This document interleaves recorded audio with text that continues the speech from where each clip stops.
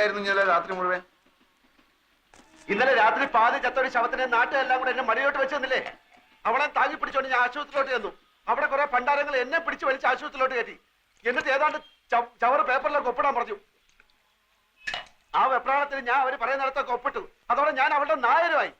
എന്നിട്ട് ഈ പെട്ടി എന്റെ തലയിലോട്ട് വെച്ച് എന്നിട്ട് അവിടെ കുത്തിരിക്കാൻ പറഞ്ഞു. എങ്ങനെയെങ്കിലും ഇതും കൊണ്ട് രക്ഷപ്പെടാന്ന് വിചാരിച്ചപ്പോ നിന്റെ മുടിഞ്ഞ മാമ ഒലക്കയുടെ മൂടും അന്വേഷിച്ചോണ്ട് കുറെ പോലീസുകാരായിട്ട് അവിടെ കളഞ്ഞു നടക്കുന്നു. ഇനി അയാളുടെ കണ്ണി പെട്ടിട്ട് പുലിവാലാക്കണ്ടെന്ന് കരുതി നിധി കാക്കുന്ന ഭൂതത്തെ പോലെ ഈ പെട്ടിയും കെട്ടിപ്പിടിച്ചോണ്ട് ഞാൻ അവിടെ ഇരിക്കുക. നേരം വെളുത്തപ്പോ അവളുടെ തന്തയും കുറെ ആൾക്കാർ ഒരു പട പോലെ അലറി വിളിച്ചോണ്ട് ആശുപത്രിയിലോട്ട് വന്നു. ആ തന്ത എന്നെ കണ്ടത് അലച്ചു തല്ലി എന്റെ കാലിലോട്ടും പിന്നെ അവിടുത്തെ തലയും കുത്തി താഴോട്ടും. വെട്ടിയിട്ടവൾ ഒരു സൈഡിലെ പെണ്ണും അവസാനത്തെ വലിയ വലിച്ചോണ്ട് തന്ത അപ്പുറത്തും. ആ തക്കത്ത് ഞാൻ പെട്ടി എടുത്തോണ്ടെങ്കിൽ ചാടി. അവൾ ഏതാണ്ട് കോടീശ്വരന്റെ മകളാണെന്ന് പറഞ്ഞ ഇരുത്തി നീ ആ പെട്ടി ഒന്ന് നോക്കുക. അതിനകത്ത് എത്ര രൂപയുണ്ടെന്ന് എനിക്കറിഞ്ഞൂടാ. ചെറുതാണെങ്കിലും വിലയുള്ള പെട്ടിയാ. അകത്ത് കാര്യമായിട്ട് എന്തെങ്കിലും കാണാണ്ടിരിക്കില്ല. നിനക്ക് എന്റെ പേരറിയോ? അപ്പക്കുട്ടൻ നായർ. അത് പണ്ട്. ഇപ്പൊ ആൽഫി. ആൽഫി അതെന്താ തിന്നുന്ന സാധനത്തിന്റെ പേരല്ലേ? അല്ല, അത് കുൽഫി. അതെ, കുൽഫി. ഇത് ആൽഫി, ആൽഫ്രഡ് ഫെർണാണ്ടസ്. ആ പെണ്ണ് തന്തയായിട്ട് പിണങ്ങിയിട്ട് പ്രേമിച്ച് കെട്ടിയവന്റെ പേര്. അപ്പൊ അവനോട് പോയി? ഈടെ അവനെ ആരും കണ്ടിട്ടില്ല. അതല്ലേ എല്ലാരും കൂടെ എന്നെ പിടിച്ച് അവനാക്കിയത്. എന്നാലും അവനവിടെ പോയി? ഈടെ അവനെ ആരും കണ്ടിട്ടില്ലെന്ന്. ഈ പെണ്ണ് മാത്രമേ കണ്ടിട്ടുള്ളൂ. അവള് കണ്ണും മൂക്കും തളർന്ന് നടക്കുന്നതുകൊണ്ട് വാ തുറന്നൊന്നും മിണ്ടാൻ കഴിയുന്നില്ല. എന്റെ ഗതികളല്ല എന്ന് പറയാൻ. എന്നാലും അവനവിടെ പോയി? അവനെ കണ്ടിട്ടില്ലെന്ന് പറഞ്ഞാ തുറന്നു. വലിയ പെട്ടിക്കകത്തൊരു ചെറിയ പെട്ടി. വെട്ടിയല്ലടാ, കമ്പ്യൂട്ടർ.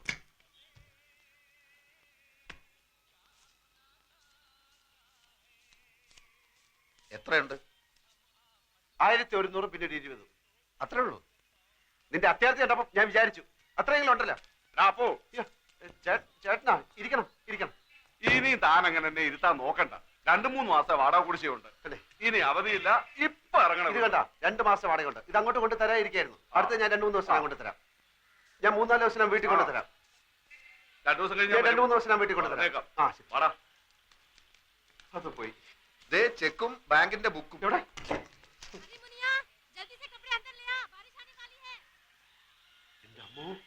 23 ലക്ഷം അവളുടെ അക്കൗണ്ടിൽ ബാങ്കിലുണ്ട്. പടച്ചോനെ, 23 ലക്ഷം. ചെക്ക് ബുക്ക് ഉണ്ട്, നമുക്ക് എഴുതി എടുക്കാം. എഴുതി അങ്ങോട്ട് കൊടുത്ത ഉടനെ കാശ് എടുത്തരാൻ നിന്റെ പാപ്പ അവിടെ മാനരാ. ഒരു വസ്തു അറിഞ്ഞൂടാ. ഇവിടെ അവള് ചെക്കിൽ ഒപ്പിടണം. മണ്ട മുത്തപ്പ. ഓളും ബാപ്പയും മയ്യത്താവുന്നല്ലേ ഇനി പറഞ്ഞത്? രണ്ടിന്റെ കിടപ്പ് കണ്ടിട്ട് കാറ്റ് പോണ ലക്ഷണമാണ്. അങ്ങനെ കാറ്റ് പോയാ പിന്നെ 23 ലക്ഷം ആർക്കാ? ഓളെ പുയ്യാപ്പിളക്ക് എന്ന് വെച്ചാ നിനക്ക്. അപ്പൊ ഒറിജിനൽ ആൽഫി വരും, ലക്ഷവും കിട്ടൂല, ആൽമാറാട്ടത്തിന്റെ പേരിൽ കേസാവും. ഞാനില്ല. ഞാൻ സത്യം തുറന്നു പറയാൻ പോകും. അങ്ങനെ തുറന്ന് പറയാൻ വരട്ടെ. നമുക്ക് ആശുപത്രി പോയിട്ട് നന്നായിട്ട് എല്ലാ കാര്യങ്ങളും ഒന്ന് വിസ്തരിച്ച് മനസ്സിലാക്കാം. എന്നിട്ട് മതി സത്യം തുറന്നു പറയാൻ. ഞാൻ സത്യം തുറന്നു പറയാൻ പോവാ. മോഷണം, ജയില്, തൂക്കുമരം, ഇതൊക്കെയാണ് ഇപ്പൊ നമ്മുടെ മുമ്പിൽ തെളിഞ്ഞു നിൽക്കുന്ന വഴികൾ. വേറെ ഏതെങ്കിലും ഒരു വഴി കൂടി ഒന്ന് ശ്രമിച്ചു നോക്കുന്നതിൽ എന്താ കുഴപ്പം?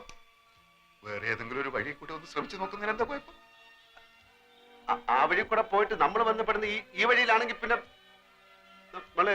നമ്മൾ ഏത് വഴിയിലായി പോവും?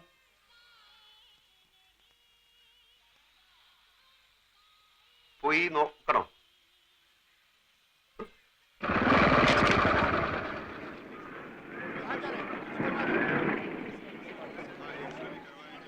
ഈ ബൈക്ക് പിടിക്കാൻ നടക്കുന്ന മാർവാടികളുടെ ഗുണ്ടകൾ വല്ലതും ഉണ്ടോ എന്ന് നോക്കില്ല. കാലത്ത് നീ വരുന്നതിന് കുറച്ചു മുമ്പ് നിന്നെ അന്വേഷിച്ച അവന്മാർ മുറിയിൽ വന്നിരുന്നു. ഞാൻ പറഞ്ഞു നീ ഇപ്പൊ അവിടെയല്ലേ താമസം. നീ എന്താ പറയാത്ത? നീ എന്താ ചോദിക്കാൻ? കണ്ട കോളിന് കുറെ കാലം കിടക്കണ്ടതാ. ആരെയും വെറുപ്പിക്കണ്ട. ബാഗിനകത്ത് മൂടി വെക്കാനല്ല, കാശും തന്ന് തന്നെ കണക്കപ്പിള്ള എന്ന് പറഞ്ഞ് ഇവിടെ കുത്തിർത്തിരിക്കണേ. ആവശ്യത്തിന് കൊടുക്കാനാ. ഇവിടുത്തെ പണിക്കാരെ ആരെന്ത് ചോദിച്ചാലും അത് അങ്ങോട്ട് കൊടുക്കുക. അയ്യോ, എവിടേക്കാ പോണേന്ന് വെച്ചാ പറഞ്ഞിട്ട് പോണ്ടേ. ഫോൺ നമ്പറും ഇല്ല, അഡ്രസ്സും ഇല്ല. എന്താ കാര്യം? വർമ്മ സാറ് ബോധം വന്നപ്പോ മുതൽ നിലവിളിക്കുക. ഞാനിപ്പോ അതിനെന്ത് ചെയ്യണം? ഒരച്ഛന്റെ വിഷമം മനസ്സിലാക്കണം. പറയുന്നത് കേൾക്കല്ലാതെ മറിച്ചൊന്നും പറഞ്ഞ് അങ്ങേരെ വിഷമിപ്പിക്കരുത്. ഞാൻ മോന് പുണ്യം കിട്ടും. വാ.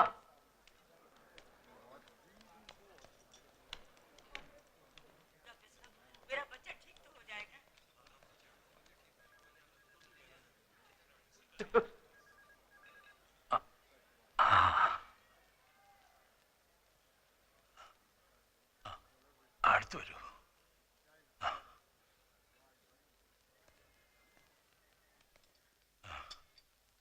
കണ്ണേ പൊന്നേന്ന് പറഞ്ഞു വളർത്തിയ കുഞ്ഞാണ്. ഇപ്പൊ കിടക്കണ കിടപ്പ് കണ്ടില്ലേ? ഡോക്ടർ പറഞ്ഞു നീ വേണം അവളെ രക്ഷിക്കാനെന്ന്. എന്റെ മോളെ കൈവിടരുത്. ഒന്ന് പറയൂ രവി, എന്നോട് മാപ്പാക്കണമെന്ന് പറയൂ. പിണക്കവും പരിഭവവും ഒന്നും ഇല്ലാന്ന് എന്നോട് പറഞ്ഞു കഴിഞ്ഞു. എല്ലാം ഞാൻ പറഞ്ഞു മനസ്സിലാക്കിച്ചോളാം. വർമ്മ സാറ് വെറുതെ വിഷമിച്ച് പ്രഷർ കൂട്ടണ്ട. ആ, അത് കേട്ടാ മതി എനിക്ക്. 100. 100. എടോ ഇത് ആദ്യം പറഞ്ഞോളൂ 200 100 100 100 100 200 300 എത്ര വേണമെങ്കിലും തരാം. പിന്നെ അവിടെ ചെന്ന് കിട്ടിയില്ല എന്ന് കംപ്ലൈന്റ് പറഞ്ഞു. നന്ദി വേണടാ, നന്ദി. എനിക്ക് ചില കാര്യങ്ങൾ അറിയാനുണ്ടായിരുന്നു. എന്ത് കാര്യം? ചന്ദ്രയ്ക്ക് രാവിലെയാ ബോധം തെളിഞ്ഞത്. എല്ലാം കാണാം, എല്ലാം കേൾക്കാം, എല്ലാം മനസ്സിലാക്കാം, പക്ഷെ സംസാരിക്കാൻ കഴിയില്ല. കഴുത്തിന് താഴെ ആകെ തളർന്നിരിക്കുക. ഒരു സ്ട്രേഞ്ച് കേസായിട്ടാ എനിക്ക് തോന്നുന്നത്. പക്ഷെ പ്രതീക്ഷയ്ക്ക് വകയുണ്ട്. രോഗിയുടെ മനക്കരുത്താണ് ഇവിടെ പ്രധാനം. ഒരു മിറക്കിൾ സംഭവിച്ചാൽ നാളെ തന്നെ എഴുന്നേറ്റ് നടന്നു എന്ന് വരാം, ചിലപ്പോ 4 വർഷമായി എന്നും വരാം. എല്ലാം തന്റെ കയ്യിലാണ്. ജീവിക്കണമെന്ന മോഹം എത്രയും കൂടുന്നോ അത്രയും പെട്ടെന്ന് ചന്ദ്രിക സുഖം പ്രാപിക്കും. ആ മോഹം ഉണ്ടാക്കേണ്ടത് നിങ്ങളാണ്. നിങ്ങളാണ് എല്ലാവരുടെയും ഒരേ ഒരു പ്രതീക്ഷ. How is she? എല്ലാം നോർമൽ.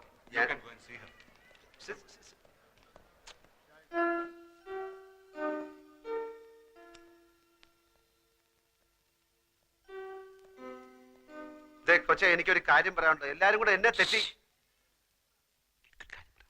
അയ്യോ എന്റെ മോൾക്ക് എന്ത് പറ്റി? അയ്യോ എന്റെ മോളെ, അയ്യോ എന്റെ ഗുരുവായൂരപ്പ, എന്റെ മോളെ കിടക്കുന്നത് കണ്ടോ? അയ്യോ എന്റെ മോളെ, അയ്യോ. ആ, ഞാൻ DSP സത്യപാൽ, പുതിയോർമ്മന്റെ അമ്മാവനാണ്. ഇതെന്റെ പെങ്ങളുടെ ഭർത്താവ് അഡ്വക്കേറ്റ് വേണു. അല്ലല്ലോ, പാലക്കാട് ക്രിമിനൽ പ്രാക്ടീസാ. ഞങ്ങളിങ്ങനെ കേസിന്റെ കാര്യങ്ങളൊക്കെ പറഞ്ഞുകൊണ്ടിരിക്കുകയായിരുന്നു. അപ്പൊ ഇതുപോലൊരു കേസ് അല്ല, ഇതുപോലല്ല. ഈയിടെ രാജീവ് ഗാന്ധിയുടെ മകൾ പ്രിയങ്കയുടെ ഭർത്താവെന്ന് പറഞ്ഞുകൊണ്ട് ഒരുത്തൻ ഹൈദരാബാദിൽ നിന്ന് ചെന്നില്ലേ? ആ, കോടതിയിൽ വരാൻ പ്രിയങ്കയെ കല്യാണം കഴിച്ചു എന്ന് പറഞ്ഞില്ലേ? എന്നിട്ട് ഇപ്പൊ അവന്റെ ഗതി എന്തായി? 5 വർഷം തടവും 10,000 രൂപ പിഴയും. ഞാൻ പോട്ടെ, എനിക്ക് അല്പം പണിയുണ്ട്. എങ്ങോട്ടാ? ഓഫീസിലേക്ക്. അപ്പൊ ആൽഫ്രഡിന് എന്തോ സ്വന്തമായിട്ട് ബിസിനസ് ഉണ്ടെന്ന് കേട്ടു. സ്വന്തമായിട്ട് ഓഫീസുണ്ട്. താമസം താമസം ഓഫീസിൽ തന്നെ. ഞങ്ങളൊക്കെ ഗസ്റ്റ് ഹൗസിലാ. ആൽഫ്രഡ് വേണേ അങ്ങോട്ട് വരാം. വളരെ വലിയ വീട്. ബിസിനസിന്റെ ആവശ്യത്തിന് ആൾക്കാർ വന്നും പോയി കാണാനും കേൾക്കാനും ഒക്കെ അവിടെ സൗകര്യമുണ്ട്. ഞാൻ പോട്ടെ. ആ, ധൈര്യമായിട്ട് പോയിക്കോ. ചന്ദ്രന്റെ കാര്യത്തിൽ എന്തെങ്കിലും തീരുമാനം ഉണ്ടാകുന്നവരെ ഞങ്ങൾ ഇവിടെ തന്നെ ഉണ്ടാവും. അപ്പുകൂടെ നമ്മളെല്ലാം അന്വേഷിച്ച് തേയില കച്ചവടവും തുണി കച്ചവടവും മില്ലും ഫാക്ടറിയും ഒക്കെ ആയിട്ട് പണം ചാക്ക് കണക്കിന് കയ്യിൽ വെച്ചിരിക്കുന്ന ആൾക്കാരാ. ആ പെണ്ണിനെ പറ്റി കാര്യമായിട്ട് ആർക്കും ഒന്നും അറിഞ്ഞൂടാ. ആൽഫി എന്നുള്ളൊരു പേരല്ലാതെ അവന്റെ ഉമ്മയാര് ബാപ്പയാര് കറുപ്പോ വെളുപ്പോ വീടേത് കൂടേത് ഒന്നും ഒരുത്തനും അറിഞ്ഞൂടാ. 14-ാം തീയതി രജിസ്റ്റർ കച്ചേരിയിൽ ഓൻ ഇവിടെ നിൽക്കാതെ വെച്ചിട്ടുണ്ട്.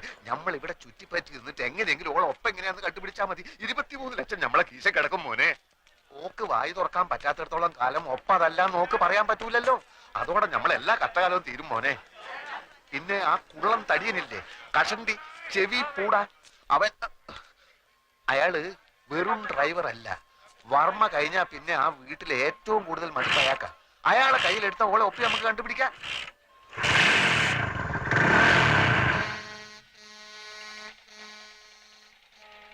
ഇനി എന്താടാ ഒന്നും മിണ്ടാത്തത്?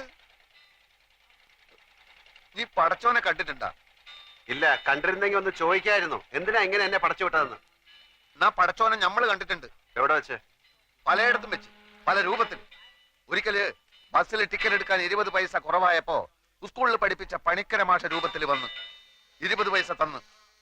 പിന്നൊരിക്കൽ എടപ്പള്ളി പെരുന്നാളിന് കാശില്ലാണ്ട് വിശന്ന് വലഞ്ഞപ്പോ ഒരു ദുബായിക്കാരന്റെ രൂപത്തിൽ വന്ന് ബിരിയാണി വാങ്ങി തന്നു. അങ്ങനെ കഷ്ടപ്പെടുന്ന നമ്മളെ മുമ്പിൽ പല രൂപത്തിലാണ് പടച്ചോൻ വരിക. ഇപ്പൊ ഈ ചന്ദ്ര എന്ന് പറയുന്ന പെണ്ണിന്റെ രൂപത്തിലാണ് വന്നിരിക്കുന്നത് എന്ന് വെച്ചോളി. ഞമ്മള് പാതി പടച്ചോൻ പാതി എന്നാ. പടച്ചോന്റെ പാതി പടച്ചോൻ ചെയ്തു, ഞമ്മളെ പാതി ഞമ്മള് ചെയ്യണം. നീ ചെകുത്താനെ കണ്ടിട്ടുണ്ടാ? ഉണ്ടല്ലോ ഞമ്മളെ മാമ. അതൊക്കെ കുഞ്ഞ് ചെകുത്താൻ.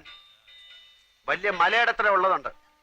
അതായിട്ടായിരിക്കും ചിലപ്പോ ഒറിജിനൽ ആൽഫി വരുന്നത്. അപ്പൊ പടച്ചോനും കാണൂല, ആരും കാണൂല. ഞാൻ ഒറ്റയ്ക്ക് കൈയും കാലും ഇട്ട് അടിക്കേണ്ടി വരും. ഓരോ പുലിവാലും കൊണ്ടുവന്നിരിക്കുന്നു. ഒരു കാര്യം ഇനി മറക്കല്ലേ, ആകെ മുങ്ങി നിക്ക നമ്മള്.